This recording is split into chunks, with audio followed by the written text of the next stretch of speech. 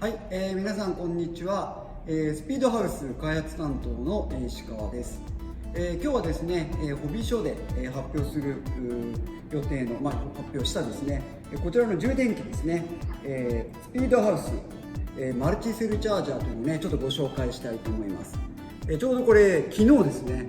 工場から届いた生産をこれからするよっていう確認サンプルなんですけども、これが届きました。パッケージはねこんな感じですので、なかなかかっこいいんではないでしょうか。でこれ外しましょう。で中にちょっと説明書入ってますけども、これはですねまだ印刷前のサンプルなのでこうなりますよという見本ですね。それから本体はこんな感じになってまして、ちょっと取り外してみましょう。はい、取り外しまして、ここにですねフィルムが本当についてます。まだこれ剥がしてないんで、これから剥がしたいと思います。これは保護シールなので、剥がしちゃいます。はい、綺麗な液晶が現れました。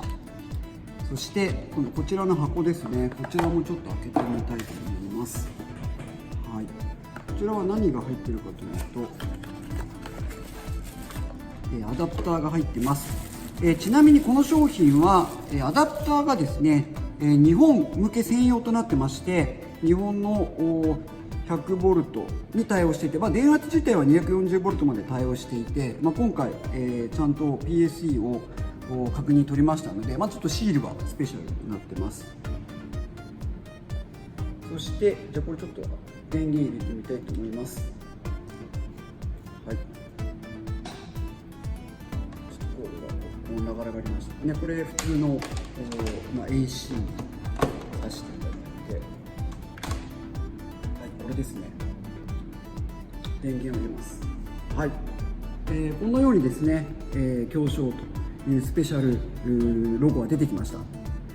これがですね、皆さんちょっとどこかで見たことあるような形の充電器かと思うんですけれども、簡単に言うと私がですね、この充電器すごいいいなと思いまして、ミニッツに使いやすいようにですね、私がここから先一生これを使っていこうという思いで中身のプログラミングを私の方で変えさせていただいた、強商、ミニッツスペシャルという形になっています。はい、ちょっとこれ使い方なんですけど、ここのですね真ん中を長押しするとメニューに入ります。日本向けなので日本語バージョンで、出荷されます。これちょっと音が鳴るんですけど、今ちょっとうるさかったので切ってましたが、これ音が高い、音も変えられます。ちょっと今音少しだけ押したのが分かるようにちょっとだけ出します。はい、で戻るときは、下に行っていただいて、で戻る、はい、戻った形ですね。このように強商バージョンとなっています。そしてどこかで見た似たような送信機と一番大きく異なるところですね。ここになんとこういったなんていうんですかね、これはアダプターというか、ソケットがありまして、これをないとですね、ここに単3が1、2、3、4、それから単4がここにですね、実はもともと2本はセットできるんですけど、これだと2本しかちょっとセットできないんですね。ですので今回私が作ったのは、このアダプターを作りました。そしてこれを差し込むとセンサーが感知して、ここに AAA ですね、 AAA が4本っていうのが表示されたと思うんですね。このソケットを入れたことを認識して、単4のアルカリじゃないやニッケル水素電池ですね、そして特にこのスピードハウスの電池に、最適化された、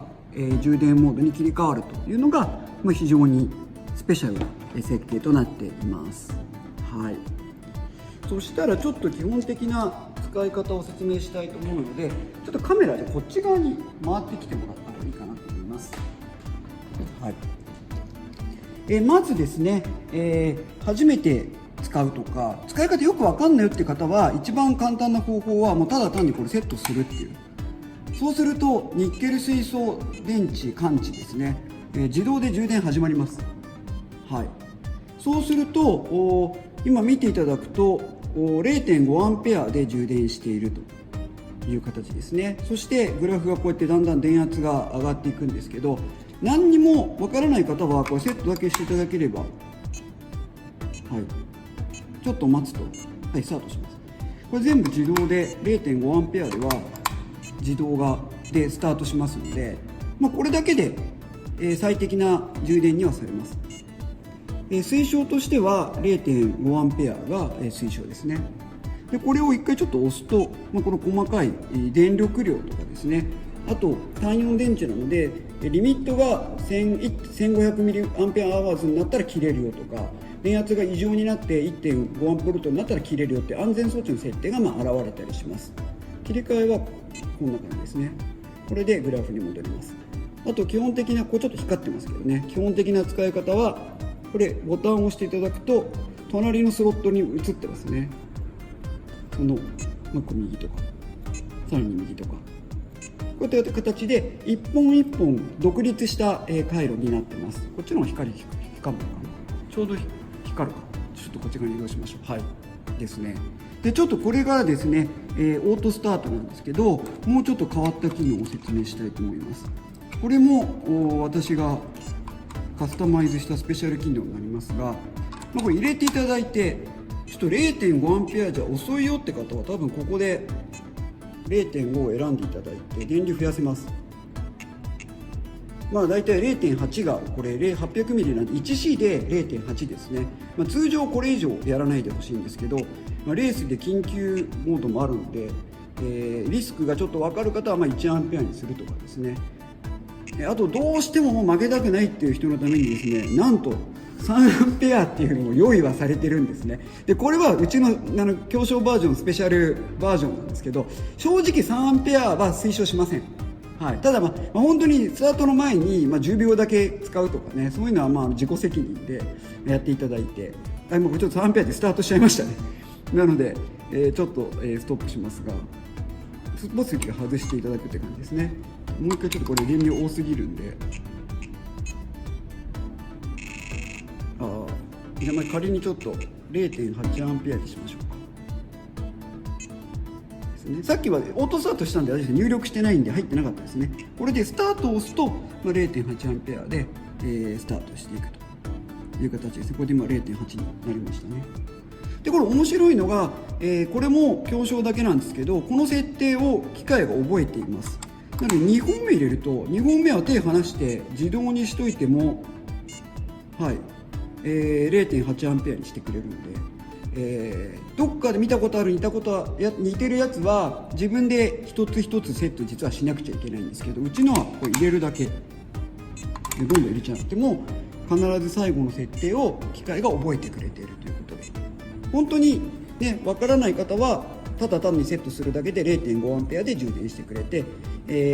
私がプログラム書いたものはこのように1つセットしてあげると4つ全ての設定が反映されるというのが非常に大きな特徴です。はい、それから一回ちょっと取ります。はい、でもう一回ちょっとセットして、で今度充電以外にどんなモードがあるかってことなんですけど、今充電ですね。それからもちろん放電、電気をなくすことですね。それからこれ保管っていうのはニッケル水素ではちょっと動かないんで、これグレーアウトしてます。でこれもスペシャルモードです。サイクルっていうのは充電と放電を何回か繰り返してバッテリーを活性化してあげたりするんですけども、この D から C っていうのはディスチャージしてからチャージするっていうんですね。なので放電してから充電して終わり。今ちょっと始まっちゃいましたね。もう一回やりましょ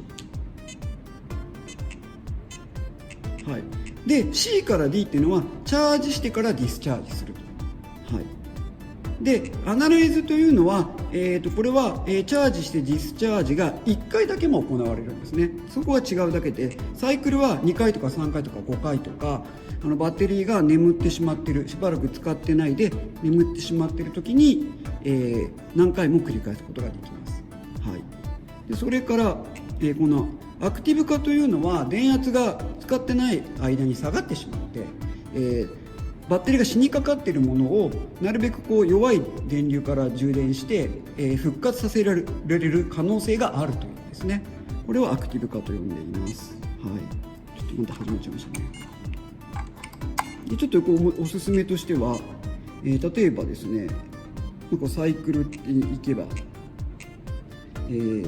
えば、ディスチャージしてからチャージしてからディスチャージですね。はい、でこの時に充電電流は今 0.8 アンペアになっています。で放電電流は例えば上げてこっち側1.5 アンペアとかできます。でサイクルが3回とか2回とか決めてあげられる、感じですね。そして、スタートを押すと、このような形で始まっていきます。